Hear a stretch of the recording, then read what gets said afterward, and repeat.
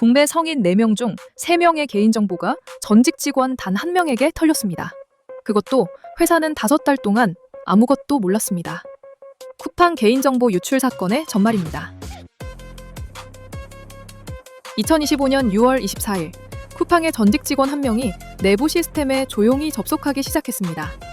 그는 중국 국적의 개발자로 인증 시스템을 담당하다 퇴사한 인물이었습니다.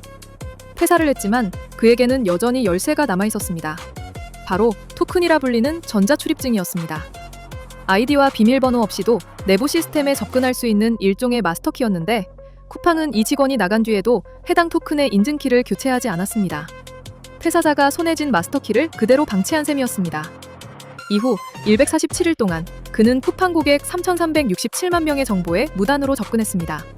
이름, 휴대폰 번호, 집 주소, 이메일, 그리고 최근 주문 내역 5건. 심지어 아파트 공동현관 비밀번호까지 포함되어 있었습니다. 쿠팡은 이 사실을 언제 알았을까요? 스스로 발견한 게 아니었습니다. 한 고객이 민원을 제기하고 나서야 2025년 11월 16일에서야 유출 사실을 처음으로 인지했습니다. 그 시점에서 이미 5달이 지난 뒤였습니다. 11월 29일, 쿠팡은 피해 고객에게 문자 메시지를 보내기 시작했습니다. 그 문자를 받은 사람들 중에는 탈퇴한 지 4년이 넘은 과거 회원도 있었습니다. 탈퇴 이후에도 정보가 삭제되지 않은 채 남아있었다는 뜻입니다. 이 사건의 규모는 이미 국내 역대 최악이었습니다. 같은 해 4월 발생한 SK텔레콤 유출 사건 피해자 수 2,324만 명을 훌쩍 넘어섰고 이는 국내 성인 4명 중 3명에 해당하는 수치였습니다. 그런데 사건은 여기서 끝나지 않았습니다. 쿠팡이 당국에 보고하는 과정에서 반복적으로 사실과 다른 내용이 확인됐습니다. 2025년 11월, 쿠팡은 처음으로 한국 당국에 사건을 보고하면서 대만 고객은 피해가 없다고 밝혔습니다. 두 번째 보고에서도 같은 내용이었습니다. 세 번째에도 네 번째에도 마찬가지였습니다. 그리고 2026년 2월 24일, 석 달이 지난 뒤에야 쿠팡은 대만 계정 20만 4,552건도 유출됐음을 인정했습니다. 대만 정부는 즉각 반응했습니다. 대만 디지털발전부는 개인정보 관리 결함이 발견됐다며 법적 처분을 예고했습니다. 한국개인정보보호위원회는 현재 조사 마무리 단계에 있으며 고의 또는 중과실이 확인될 경우 매출액의 10%에 해당하는 과징금 부과를 시사하고 있습니다. 이번 사건에서 가장 깊이 짚어야 할 지점이 있습니다. 전직 직원 단 1명이 어떻게 3,367만 명의 정보에 접근할 수 있었을까요? 그것도 퇴사 이후에 5달 동안이나요? 보안 전문가들은 이를 설계부터 무너진 구조라고 표현합니다. 개발자가 실제 고객 데이터베이스에 직접 접근하는 것은 현대적인 보안 체계에서는 금기 사항입니다. 개발자에게는 가림 처리된 테스트 데이터만 제공되어야 하며 실제 운영 데이터베이스 접근은 반드시 엄격한 승인 절차를 거쳐야 합니다. 그러나 쿠팡은 퇴사자가 마스터키를 들고 나간 뒤에도 자물쇠를 바꾸지 않았습니다. 5달 동안 경보는 단 한 번도 울리지 않았습니다.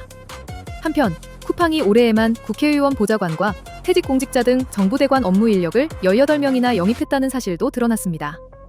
이는 삼성그룹에 이어 두 번째로 많은 수치였습니다. 로비 비용에는 돈을 쓰면서 고객 보안에는 기본조차 지키지 않았다는 비판이 쏟아지는 이유입니다. 분노한 시민들은 곳곳에서 집단 소송을 준비하고 있습니다. 유출 사건 이후 네이버 카페에만 20개가 넘는 소송 준비 모임이 생겨났고 2026년 2월 6일에는 쿠팡 피해자들이 미국 뉴욕 법원에 징벌적 손해배상 청구 집단 소송을 제기했습니다. 김범석 쿠팡 의장은 공동피고로 소장에 이름이 올랐습니다. 댓글창에서는 한 가지 질문이 반복되고 있습니다. 왜 한국 법원은 이 사건을 제대로 처벌하지 못하는가? 그리고 그 답을 알아보면 더 큰 불편함이 기다리고 있습니다. 아이폰 배터리 게이트 사건을 기억하십니까?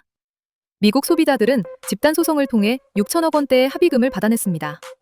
그런데 같은 사건, 한국 소비자들은 5해 동안 싸운 끝에 단 7명만이 한 명당 7만 원의 배상을 받았습니다. 만약 쿠팡 사건이 미국에서 발생했다면 징벌적 손해배상제도 아래서 최소 9,800억 원에서 최대 수십조 원에 달하는 배상이 청구될 수 있습니다. 한국에서는 소비자 집단소송제도가 없고 기업이 자료를 숨겨도 강제할 수 있는 증거개시 제도도 없습니다. 결국 기업은 미국 법정만 두려워하는 구조가 된 것입니다. 3,367만 명의 이름, 주소, 전화번호, 집 공동연관 비밀번호. 이 정보들이 지금 어디에 있는지, 누가 어떻게 쓰고 있는지는 아직 아무도 모릅니다. 피해자들이 받게 될 보상이 얼마일지도 아직 정해지지 않았습니다. 그리고 우리에게는 아직 소비자 집단소송법도 증거개시 제도도 없습니다. 이 나라에서 개인정보가 털렸을 때 우리에게는 어떤 권리가 남아있을까요?